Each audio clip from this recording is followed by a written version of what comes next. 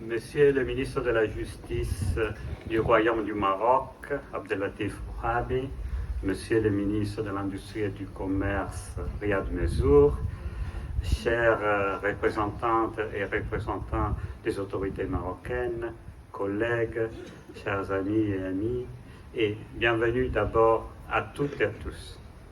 Mais avant de commencer mon discours, j'ai un petit cadeau pour toutes les Italiennes et les Italiens qui sont ici, parce qu'on a un message de notre ministre des Affaires étrangères et vice-président du Conseil, Antonio Tajani, très bref en italien, et donc comme ça vous pouvez goûter la belle langue du pays où les six sont.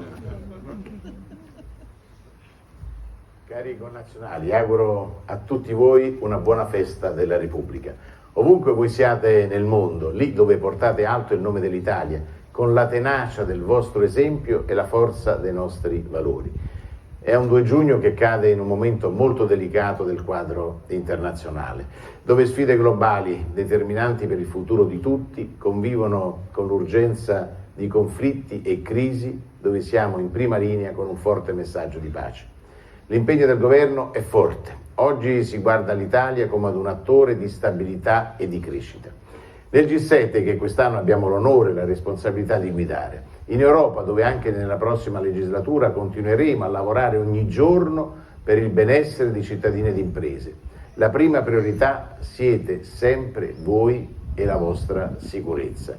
Dedichiamo a ciascuno di voi la massima attenzione. Avrete sempre, cittadini e imprese, un punto di riferimento nelle nostre ambasciate e nei nostri consolati. Anche io per tanti anni sono stato un cittadino italiano all'estero. Conosco il vostro impegno, conosco l'orgoglio con il quale portate nel mondo il nome dell'Italia. E questa è la nostra forza, la forza della nostra cultura, dei nostri territori, del saper fare italiano, dei quali il successo del nostro export è uno straordinario interprete. Siete voi i migliori ambasciatori dell'Italia. Buona festa nazionale, viva l'Italia!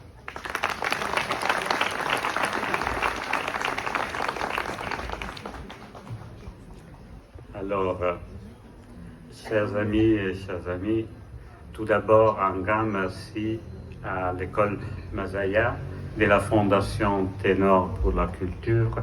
Et je dois dire que chaque fois qu'ils font l'hymne italien, je reste toujours surpris pour la façon de laquelle ils maîtrisent notre langue. Donc, un grand merci et encore à toutes les jeunes et les jeunes de l'orchestre. Et derrière moi, je vais expliquer après pourquoi il y a cette image derrière moi. Aujourd'hui, vous savez, nous célébrons la naissance de la République italienne le 2 juin 1946. Dans ce jour, et ça c'est aussi la signification de l'image, les femmes italiennes ont voté pour la première fois et ont élu l'Assemblée qui a rédigé la Constitution italienne, fondée sur le travail, la démocratie et la paix.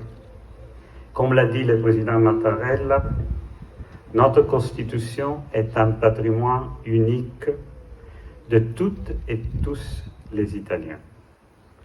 Et elle est sage, elle est clairvoyante, elle est née de la guerre de libération contre les dictatures nazifascistes.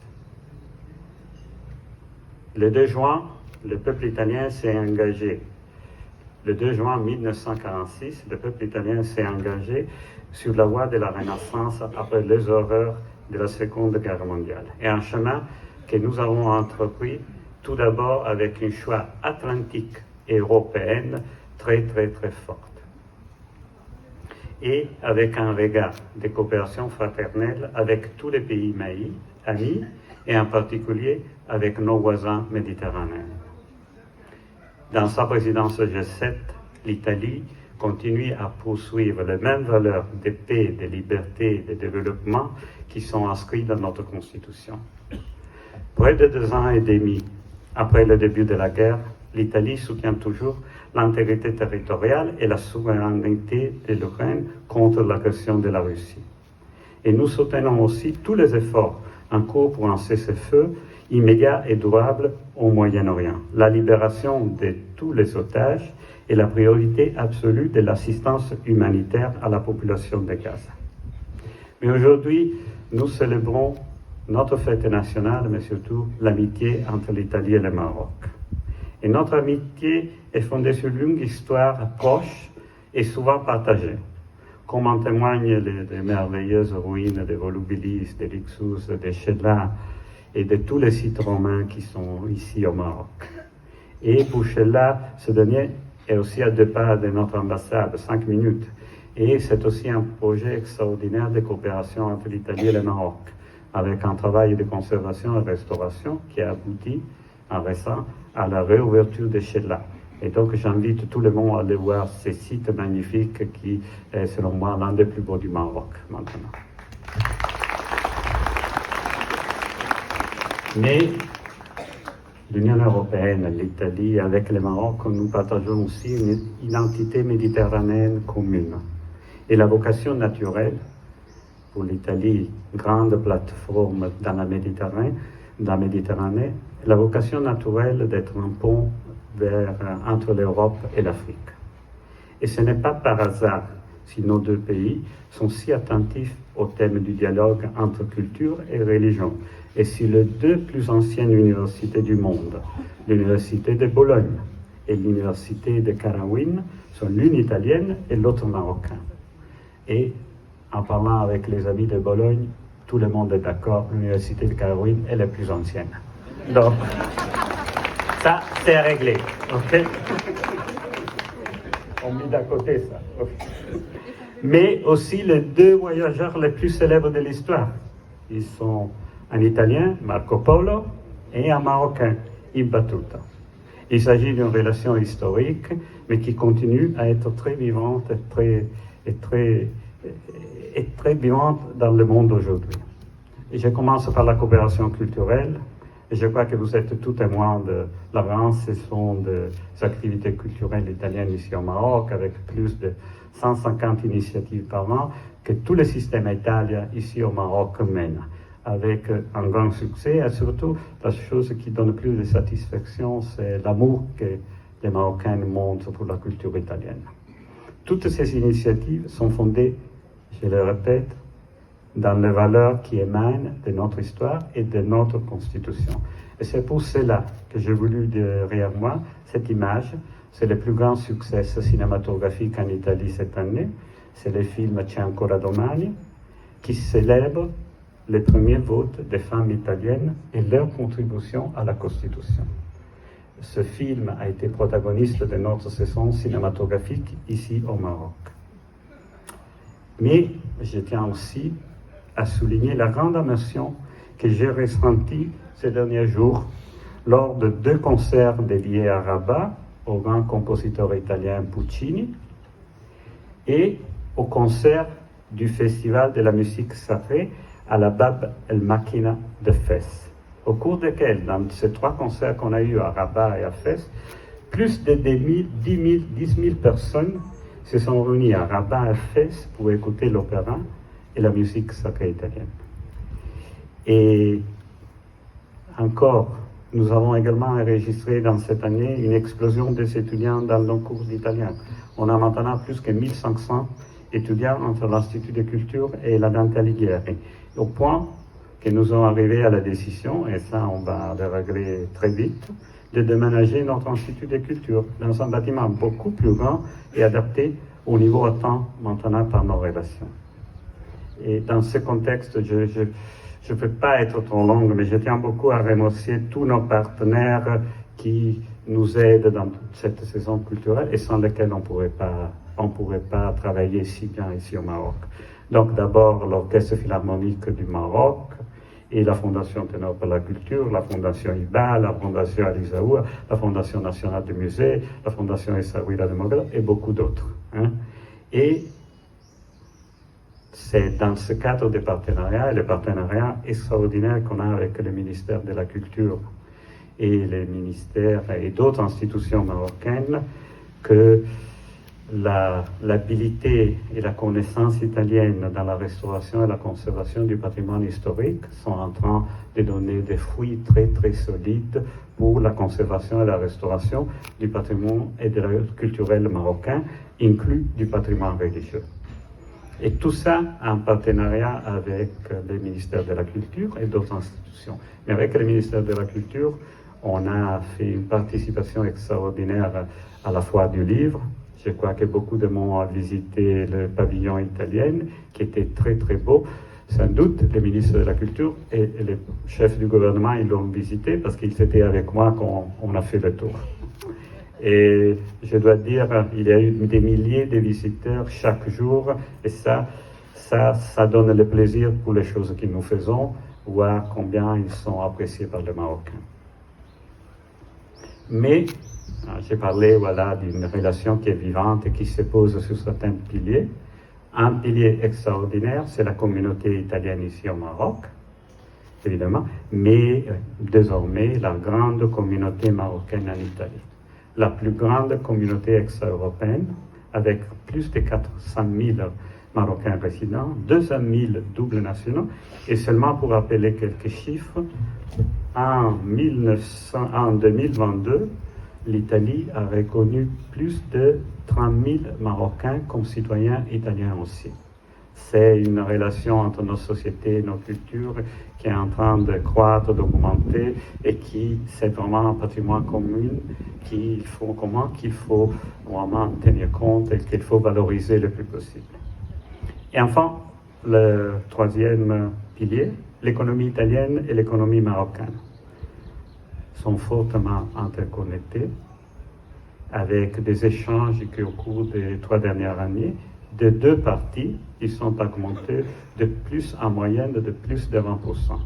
Et on atteint un record de près de 4,8 milliards d'euros l'année dernière. Et on est très content que ce qui augmente sont aussi les exportations marocaines vers l'Italie.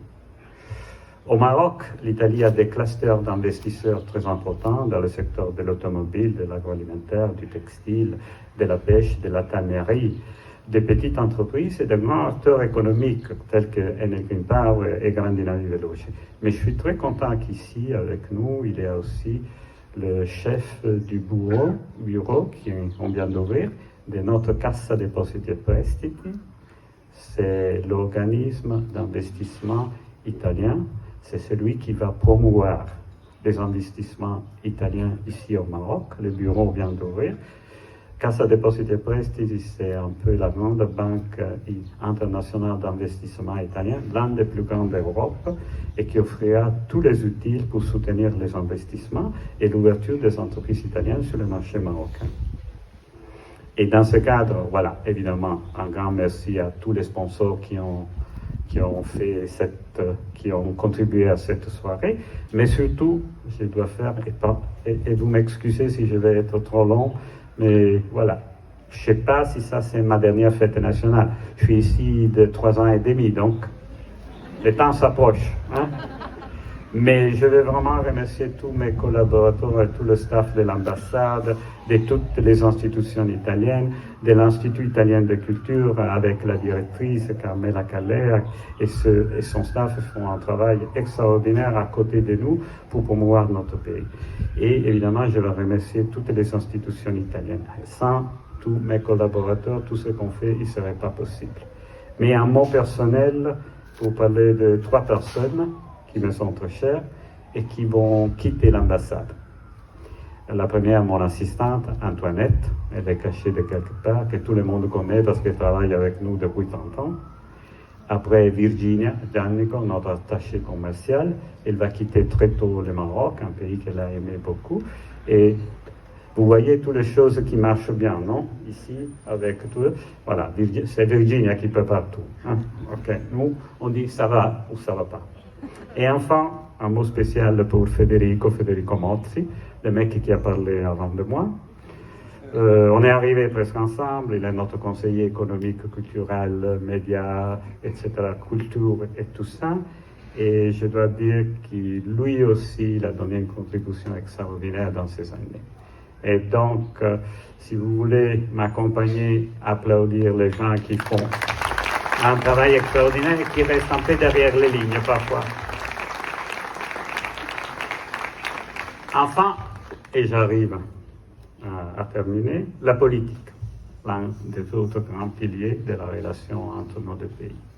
Tout d'abord, en 2023, on a eu la signature du plan d'action, du plan d'implémentation du partenariat stratégique multidimensionnel entre les ministres Tajani et les ministres Burita en juillet 2023. Et surtout, on a eu en janvier 2024, lors de la présentation du plan Mattei, qui place l'Afrique au centre de l'agenda du gouvernement italien, on a eu la rencontre entre notre Premier ministre, Giorgia Meloni, et le président Aganouch à Rome, qui a réaffirmé le caractère exceptionnel des relations entre nos deux pays. En conclusion, un dernier mot sur les réformes extraordinaires que le Maroc a entreprises sous la direction clairvoyante du souverain Mohamed VI. Dans tous les domaines, social, juridique, environnemental, de l'éducation, des droits de l'homme.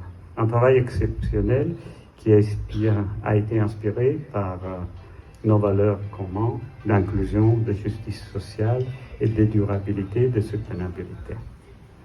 Pour nous, le Maroc, je me fatigue jamais de le dire, est un partenaire fondamental pour travailler ensemble sur des projets capables de garantir le développement de la Méditerranée et de l'Afrique et pour affronter ensemble les nombreux défis mondiaux.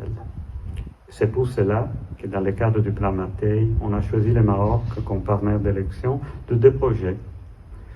L'un, la création d'un grand centre d'énergie pour la formation dans les énergies renouvelables, ici au Maroc, auquel ils pourraient participer tous les étudiants, les experts, les ingénieurs africains pour former, éduquer les techniciens et les experts qui vont gérer la transition énergétique.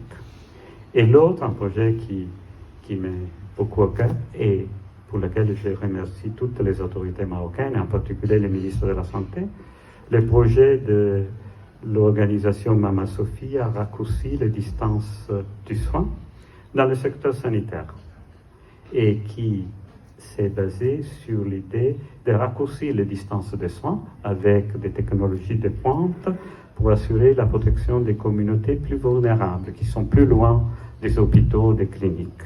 Et ça, c'est un projet qui m'est au cœur parce que la présidente de l'association, c'est une citoyenne italienne marocaine, c'est Zakia Attanasio,